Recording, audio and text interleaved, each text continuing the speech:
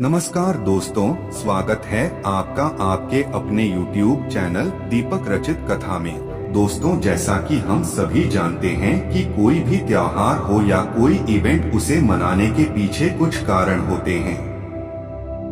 जैसे दिवाली और दशहरा का त्योहार हम इसलिए मनाते हैं क्योंकि इस दिन भगवान राम वन से वापस अयोध्या वापस आए थे। इसी प्रकार धनतेरस का भी अपना महत्व है। ऐसे में हम आपको बता दें कि आखिर धनतेरस का क्या महत्व है और इसे क्यों मनाया जाता है। दोस्तों, पौराणिक कथा के अनुसार धनतेरस का संबंध समुद्र मंथन से है, क्योंकि समुद्र मंथन से कार्तिक माह के कृष्ण पक्ष की त्रयोदशी के दिन भगवान धनवंतरी अपने हाथों में अमृत कलश लेकर प्रकट हुए थे। मान्यताओं के अनुसार सृष्टि में चिकित्सा विज्ञान के विस्तार के लिए ही भगवान विष्णु ने धनवंतरी का अवतार लिया था और वे देवताओं के वैद्य भी हैं। इनकी पूजा करने से आरोग्य, सुख यानी स्वास्थ्य लाभ मिलता है। कथा के अनुसार जब भगवान विष्णु के अवतार भगवान धनवंतरी प्रकट हुए, तब उनके हाथों में अमृत से भरा कलश यानी घड़ा था। ऐसे में इस दिन बर्तन खरीदने के साथ साथ सोने और चांदी से बने आभूषण को खरीदने की परंपरा बन गई। दोस्तों, मान्यता है कि धनतेरस तिथि का 13 के अंक से खास कनेक्शन है, क्योंकि इस दिन खरीदी गई चीज 13 गुना ज्यादा फल देती है। इसके साथ ही हिंदू संस्कृति में माना जाता है कि देवी लक्ष्मी केवल साफ सुथरे घर में ही प्रवेश करती है। इसलिए धनतेरस पर लोग देवी लक्ष्मी को अपने निवास में आकर्षित करने और आमंत्रित करने के लिए अपने घरों की सफाई करते हैं।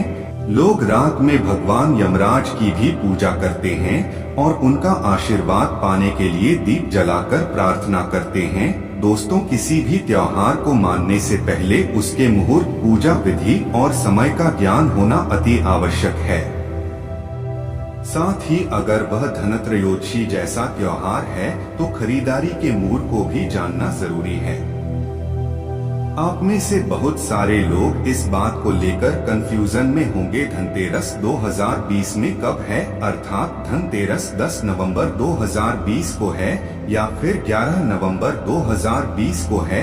ऐसे में हम आपको बता दें कि हर बार की तरह इस साल भी धनतेरस कार्तिक मास के कृष्ण में पक्ष की त्रयोदशी तिथि को है। इस प्रकार इस साल धनतेरस 10 नवंबर की दोपहर 12:35 से शुरू होगा और 11 नवंबर की दोपहर 1:57 पर समाप्त होगा। पूजा का शुभ मुहूर्त शाम 6:02 से लेकर रात 8 बजे तक करीब 1 घंटे 58 मिनट तक रहेगा।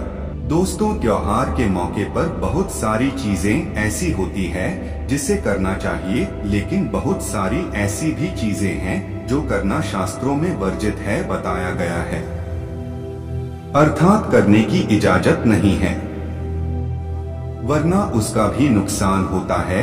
ऐसे में हम आपको बता दें कि हमें धनत्रयोदशी अर्थात धनतेरस पर क्या खरीदना चाहिए और क्या नहीं खरीदना चाहिए। तो सबसे पहले जानते हैं कि धनतेरस के दिन कौन सी चीजें हमें भूलकर भी नहीं खरीदनी चाहिए।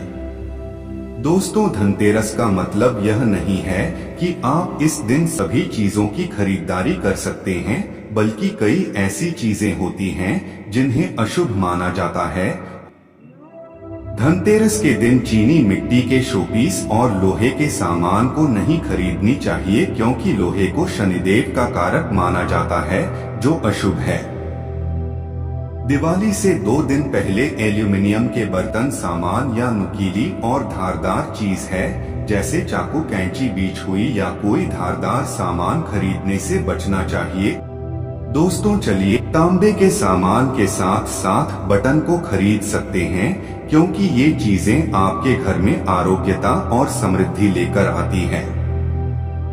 साथ ही इस दिन झाड़ू खरीदना भी शुभ माना जाता है, क्योंकि झाड़ू को माँ लक्ष्मी का प्रतीक माना जाता है और नई झाड़ू को लाने से लक्ष्मी का आगमन होता है।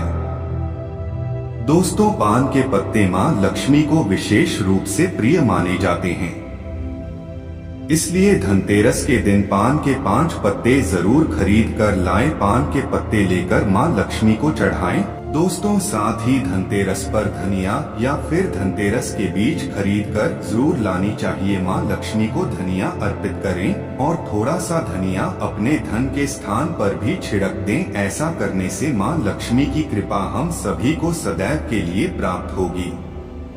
धनिये को खुशहाली का प्रतीक भी माना जाता है।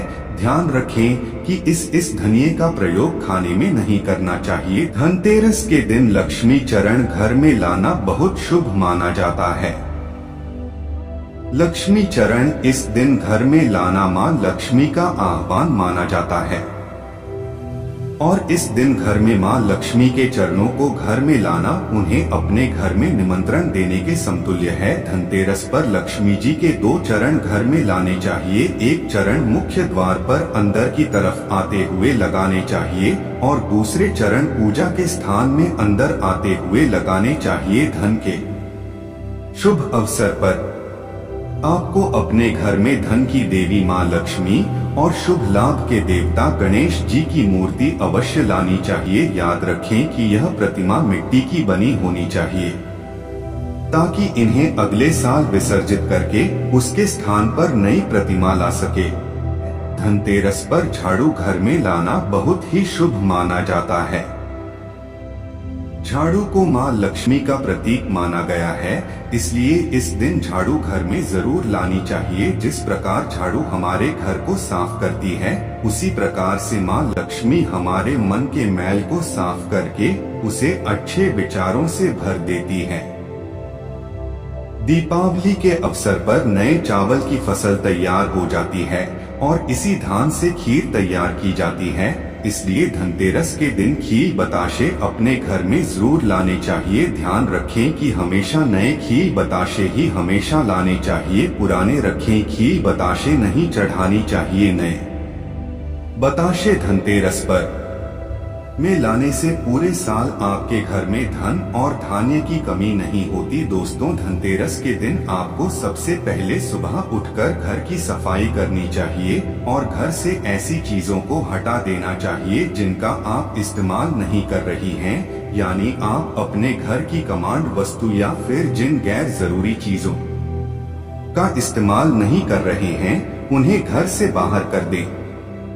आपको इस दिन अपने घर की सजावट फूलों से करना चाहिए और घर पर चांदी लाना चाहिए। इसके साथ ही माता लक्ष्मी की पूजा करते हुए उन्हें कमल पुष्प अर्पित करना चाहिए। यह कार्य शुभ माना जाता है।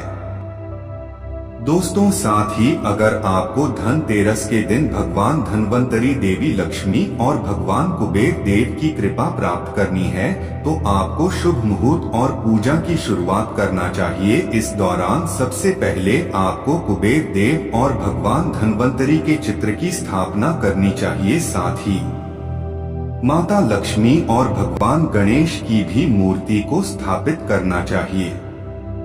फिर सभी देवी देवताओं को तिलक लगाएं, कुछ फल मिठाई आदि अर्पित करें और दीपक जलाएं।